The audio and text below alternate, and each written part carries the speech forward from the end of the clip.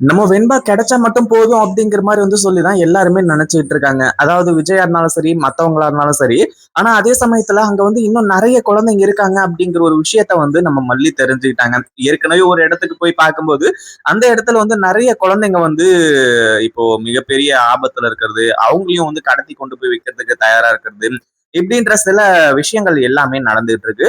ஆனா அதே சமயத்துல இப்ப என்ன ஆகுது அப்படின்னா, ஒரு பக்கம் நம்ம வெண்பா இருந்துட்டு ஹாஸ்பிட்டல்ல இந்த ரவுடிங்களோட கஸ்டடியில இருந்து தப்பிக்கிறாங்க. அதாவது வெண்பா தான் மிக முக்கியமானவ அப்படிங்கிறது தெரியும். அதனால அவ்வளவு சீக்கிரம் வெண்பாவை தப்பிக்க விட்டுற மாட்டாங்க. இந்த ஒரு விஷயம் நம்ம எல்லாருக்குமே நல்லாவே தெரிஞ்சது. ஆனா கடைசியில நம்ம வெண்பா இருந்துட்டு இங்கிருந்து தப்பிச்சும் போயிடுறாங்க. அதே மாதிரி நம்ம மல்லி இன்னும் விஜய் இவங்க கிட்டயும் சேர்ந்துடுறாங்க. அதுல எந்த ஒரு பிரச்சனையும் கிடையாது. ஆனா அதே சமயத்துல போலீஸ் ஸ்டேஷன்ல இருந்துகிட்டு இந்த மாதிரி என் பொண்ணை கடத்திருந்தாங்க, என் பொண்ணு எப்படியோ தப்பிச்சு வந்துட்டா, அதே மாதிரி என் பொண்ணுக்கு அவங்க இருக்கக்கூடிய இடம் எல்லாமே தெரியும், அங்க போயிட்டு அவங்கள அரெஸ்ட் பண்ணி அந்த குழந்தைங்க எல்லாரையுமே காப்பாத்தலாம் அப்படிங்கிற மாதிரி சொல்லும்போது இந்த போலீஸ் இருந்துட்டு, ஏமா எதுக்குமா உங்களுக்கு வம்பு, அதான் உன் குழந்தை கிடைச்சிட்டால, அதை விட அமைதியா போயேன், அவ்வளவுதான் பிரச்சனை. அதுவும் இல்லாம நீ தேவையில்லாம பிரச்சனை பண்ணிட்டு இருந்த அப்படின்னா அது மிகப்பெரிய கேங்கு, அந்த கேங்குக்குள்ள போய் மாட்டிக்கிட்டோம் அப்படின்னா நம்மளால வெளியே வரவே முடியாது.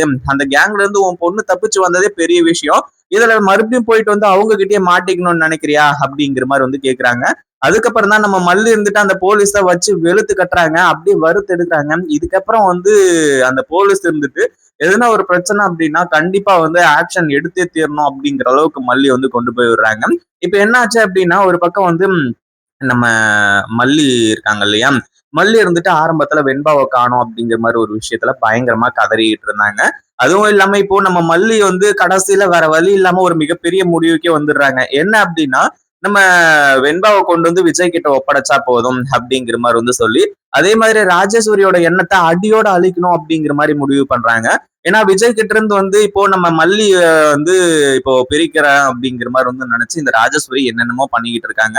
உண்மையிலேயே இந்த ஒரு விஷயத்தை யாருமே எதிர்பார்க்கவே இல்லை. அதே மாதிரி இப்ப என்ன பண்றது ஏது பண்றது அப்படிங்கிற மாதிரி சொல்லி தெரியாம தான் மல்லியும் இருந்துட்டு இருந்தாங்க. அதே மாதிரி நான் இந்த அதாவது விஜய் என்னை வெறுத்தாலும் பரவாயில்ல, என்ன இந்த வீட்டை விட்டு துரத்தினாலும் பரவாயில்ல, எனக்கு பிரச்சனையே இல்லை. ஆனா உன்னை மட்டும் நான் இங்க இருக்க விட மாட்டேன், நீ அதாவது இந்த குடும்பத்துக்கே பிடிச்ச சனியன் நீ தான் அப்படிங்கிற மாதிரி சொல்லி செம்ம கோபத்தோட இருந்துட்டு இருக்காங்க. அதே மாதிரி இப்ப என்ன ஆச்சு அப்படின்னா, ஒரு பக்கம் நம்ம வெண்பா இருந்துகிட்டு அந்த ரவுடிங்களோட கஸ்டடியில ஹாஸ்பிட்டல்ல இருந்து தப்பிக்கிறாங்க. அதாவது ஹாஸ்பிட்டல்ல இருந்து தப்பிக்கிறாங்க அப்படின்னா இது சாதாரணமா நடக்கக்கூடிய ஒரு விஷயம் கிடையாது. ஏன்னா ரொம்ப ரொம்ப இம்பார்ட்டன்டான ஒரு பொண்ணுன்னா நம்ம வெண்பா தான். வெண்பா தான் இப்போ அவங்களுக்கு ரொம்ப ரொம்ப முக்கியம். எந்த குழந்தைங்களும் முக்கியம் இல்ல, யார் இருந்தாலும் சரி இல்லைனாலும் சரி, தப்பிச்சு போனாலும் சரி, இல்ல யாரையாச்சும் காப்பாத்தினாலும் சரி, இப்படின்ற மாதிரி பல விஷயங்கள் நடந்தாலும் வெண்பாவை மட்டும் இவங்க விட்டுறக்கூடாது அப்படின்ற மாதிரிதான் இப்போ நடந்துகிட்டு இருக்கு. அதே மாதிரி இப்போ வெண்பாவும் யாரும் இல்லாத சமயமா பார்த்து அங்கிருந்து எஸ்கேப் ஆகி ஓடுறாங்க. ஆனா ரவுடிங்களுக்கு தெரிஞ்சிருது, அதுல சந்தேகம் கிடையாது. ஆனா கடைசியில அரவிந்த் கிட்ட போய் சேருவாங்க அப்படின்னு கொஞ்சம் கூட எதிர்பார்க்கவே இல்லை அப்படின்னு தான் சொல்லணும். அதாவது அரவிந்த் வந்துட்டு ஏற்கனவே கேப் டிரைவர் அப்படிங்கிறது நமக்கு நல்லாவே தெரியும். அதுலயும் முக்கியமா நம்ம அரவிந்த் இருந்துட்டு இப்போ நேரா போலீஸ் ஸ்டேஷன் தான் போயிட்டு இருக்காங்க. எதுக்காக அப்படின்னா, இந்த மாதிரி ஒரு முக்கியமான கம்ப்ளைண்ட் கொடுக்கணும் அப்படிங்கிறதுக்காக. ஏற்கனவே ஒரு பேசஞ்சர் பிரச்சனை பண்ணாங்க அப்படிங்கிற மாதிரி சொல்லி, அதே மாதிரி அவங்களோட ஒரு ஷூட் கேஸ் இங்க விட்டுட்டு போயிட்டாங்க அப்படிங்கிற மாதிரி கொடுத்துட்டு போனோம் அப்படிங்கிற மாதிரி நினைச்சிட்டு இருந்தாங்க. அதே மாதிரி போற வழியிலேயே வெண்பாவை பார்த்து பயங்கர அதிர்ச்சி ஆயிட்டாங்க. ஒரு பக்கம் வெண்பா ரொம்ப பதட்டத்தோடையும் ரொம்ப இதோடயும் இருக்கும்போது, வெண்பா என்னாச்சு வெண்பா, நீ என்ன பண்றீங்க அப்படிங்கிற மாதிரி விசாரிச்சுட்டு இருக்காங்க. நம்ம வெண்பாவுக்கு வார்த்தையும் வரல, ஒன்னும் வரல. அதுவும் இல்லாம அரவிந்த பார்த்த உடனே நம்ம வெண்பாவுக்கு நல்லாவே தெரிஞ்சு போச்சு. ஏன்னா ஏற்கனவே வெண்பா அரவிந்த் இவங்க எல்லாமே ரொம்பவும் திக் ஃப்ரெண்ட்ஸா இருந்தாங்க, ரொம்ப க்ளோஸா இருந்துட்டு இருந்தாங்க. அப்படி இருக்கும்போது இப்போ அரவிந்த் இருந்துகிட்டு வெண்பா கிட்ட கேட்கும்போது வெண்பாவுக்கான அந்த பதில் எதுவுமே கிடைக்கல. அதுவும் இல்லாம வெண்பா இங்க என்ன பண்றா ஏது பண்றா அப்படிங்கிற ஒரு விஷயத்துல இப்போ நம்ம அரவிந்துக்கு மிகப்பெரிய அதிர்ச்சியா இருந்துச்சு.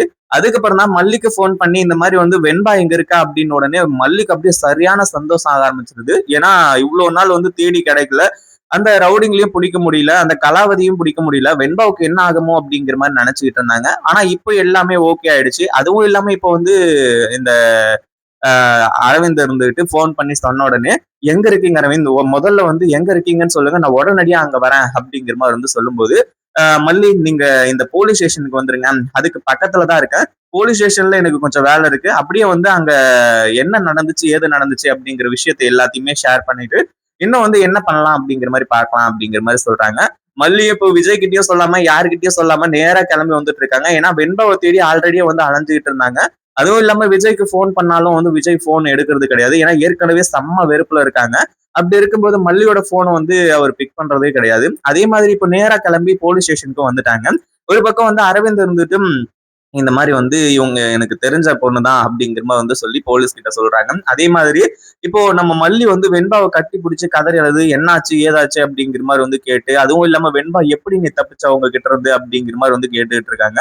அதுக்கப்புறம் தான் நம்ம வெண்பா வந்துட்டு மல்லியை பார்த்த உடனே தான் மல்லியம்மா அப்படின்னு சொல்லிட்டு வந்து சொல்லி கதறி அழுது நடந்த விஷயங்கள் எல்லாத்தையுமே சொல்றாங்க. ஹாஸ்பிட்டல்ல இருந்து நான் தப்பிச்சு வந்துட்டேன், அந்த ரவுடிங்க இன்னமும் என்ன தேடிக்கிட்டு இருக்காங்க அப்படிங்கிற மாதிரி வந்து சொல்லி அந்த ஒரு விஷயத்த பத்தி சொல்லும்போது அதுக்கப்புறம் தான் வந்து உடனடியா வந்து ஆக்ஷன் எடுக்கணும். அதுவும் இல்லாம வந்து நம்ம வெண்பா இருந்துட்டு எனக்கு அங்க நிறைய குழந்தைங்களை வந்து புடிச்சு வச்சிருக்காங்க, அவங்க எல்லாரையுமே காப்பாத்தணும் அப்படிங்கிற மாதிரி சொல்லும்போது கடைசியில அந்த போலீஸ் இருந்துட்டு இல்ல முடியாது அப்படிங்கிற மாதிரி வந்து சொல்றாங்க.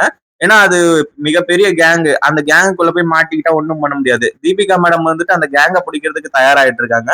ஆனா அதே சமயத்துல மல்லி வந்துட்டு அந்த போலீஸை வச்சு செய்யறாங்க. அதாவது இதுக்கு மேல வந்து இந்த மாதிரிலாம் சொல்லக்கூடாது, அதுவும் இல்லாம அந்த கேங்க இன்னைக்கு பிடிச்சாகணும், முதல்ல கிளம்பி வாங்க, நீங்க அதாவது நான் கமிஷனர் கிட்டே கூட பேசுவேன் அப்படிங்கிற மாதிரி வந்து சொல்லி மிரட்டிக்கிட்டு இருக்காங்க. இதை பத்தி நீங்க என்ன நினைக்கிறீங்க? அந்த வீடியோ பிடிச்சிருந்தா லைக் பண்ணுங்க, ஷேர் பண்ணுங்க. இப்பதான் நம்ம சேனலுக்கு ஃபர்ஸ்ட் டைம் வரீங்க அப்படின்னா கீழே இருக்க சப்ஸ்கிரைப் பட்டனை பிரஸ் பண்ணிக்கோங்க.